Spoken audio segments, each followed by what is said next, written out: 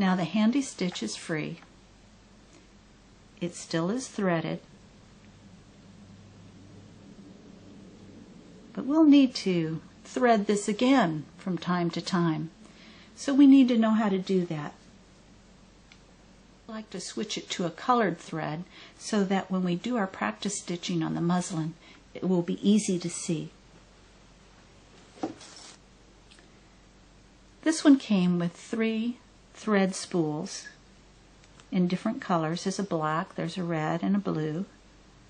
Extra needles, a needle threader, and a long bobbin spool for using the other threads or a standard spool of thread.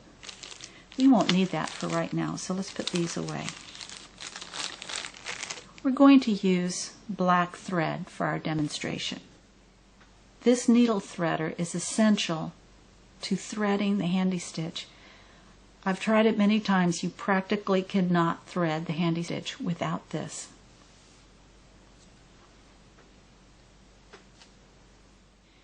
Before we remove this thread and bobbin, it's important for you to know that underneath this thread is a spring. Underneath the spool of thread is a spring. You can just see it. When you remove the bobbin and the thread, the spring, because it's compressed, is going to want to expand and jump out at you. We need to be careful that that doesn't happen, because you might find it hard to find if it goes on the floor into a carpet. So we want to very carefully remove this spool of thread, and we're going to do it by pulling on the spool very gently.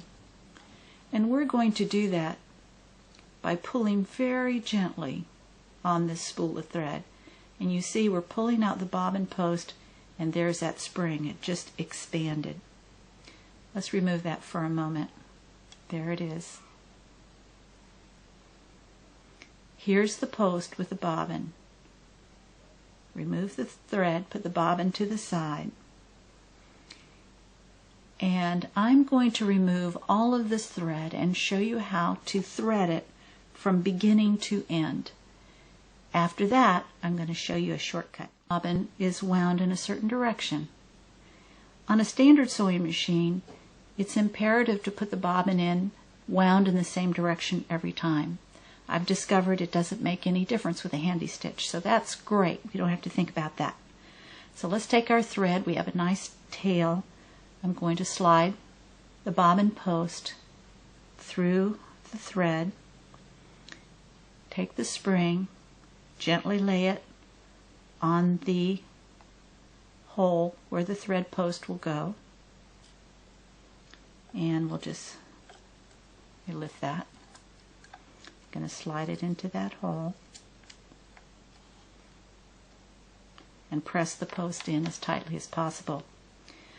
The purpose of that spring is to keep this spool unwinding freely. We're going to thread it through this thread guide.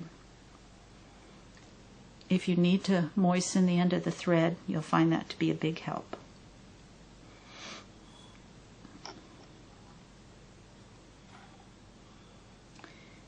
Next, it goes through the tension guides. Now you can see there's 2 little discs here. The thread goes in between these 2 discs. It doesn't get wrapped around it, it just goes in between it. Underneath the needle arm, very difficult to see here, is another guide. And this is an important guide as well. And you can just barely see it. There it is. It's right behind the needle. The thread needs to go through this guide from top, front to back.